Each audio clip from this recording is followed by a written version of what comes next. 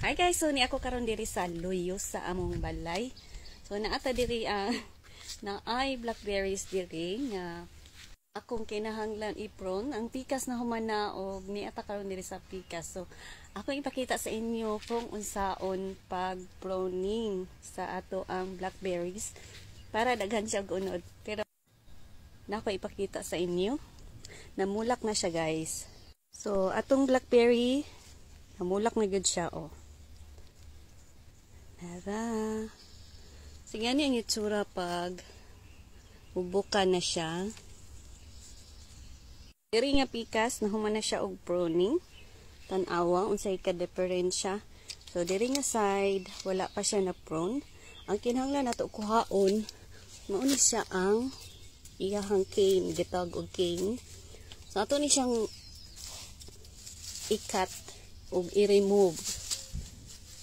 Oh, ako na nag-wild na siya. Kinahanglan ako na siyang ipasaka sa arts. Og kini siya ang iyang mga gaway. Ako na siyang putulon kasi not healthy. So we only leave the one that it's healthy. So let's start pruning. Kini ang ako ang gamiton para pag-prune. Og kini siya para sa ato ang ipadikit sa trellis.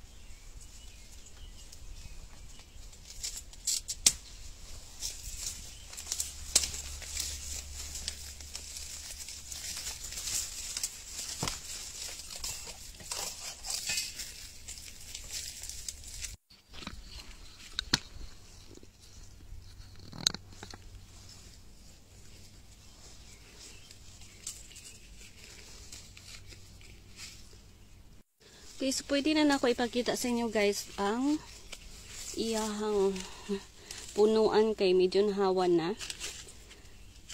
So mao ni siya ang bag-o na pod niya nga cane. Kini linghod pa. Ang kini last year, mao ni siya ang nangunod last year. So nalaya naman siya, kinahanglan na pod siya nga kuhaon. Mao ni ang bag-o. So mao ni ang ga-produce karon og bunga. So kani last year pod so unhealthy. Oh, laya siya, layo kaayo. Hindi kalaya.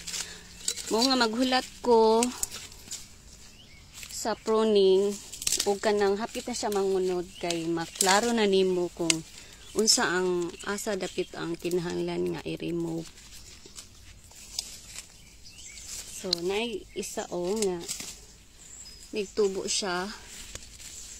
Niland bangod sa sayuta ang pinakatumoy sa cane. Unsay tawag ani? Cane man siguro gyapon ni siya. O di bago na pud siya nga punuan. Sa akong gi-remove kay di ko gusto nga mapuno niya mo ang backyard.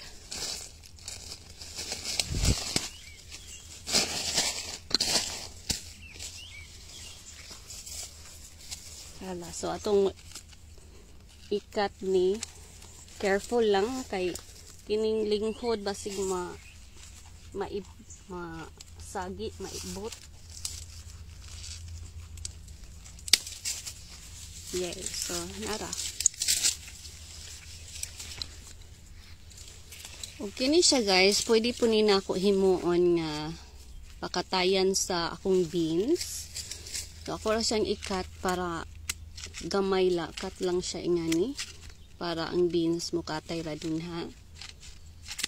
Ayan na.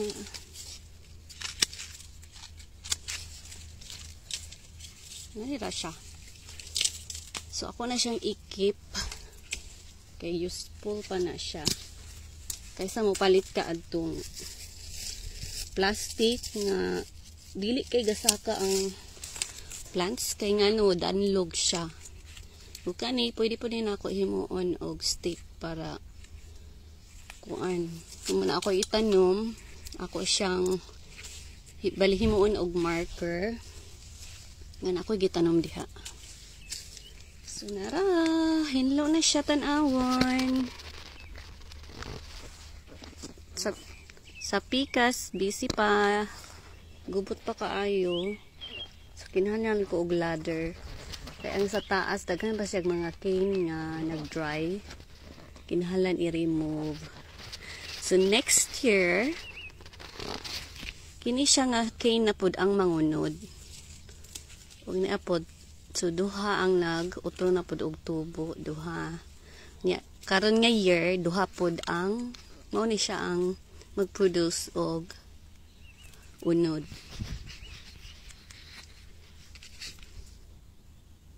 Kini na yatong gamiton guys para mag-guide sila sa trellis, magkata. Ay, mali. Dapat tunting. Tara. So, nya ni kamubo ang atong ikat. Nya. Again, mao ni siya ang ato ang idikit diri.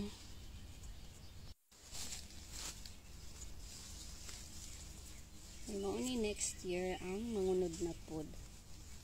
So, atong i-guide. So, nara. So, muna na siya para musaka na siya sa trellis. So, ubay-ubay pa pod ako ang himuon diri. Saka.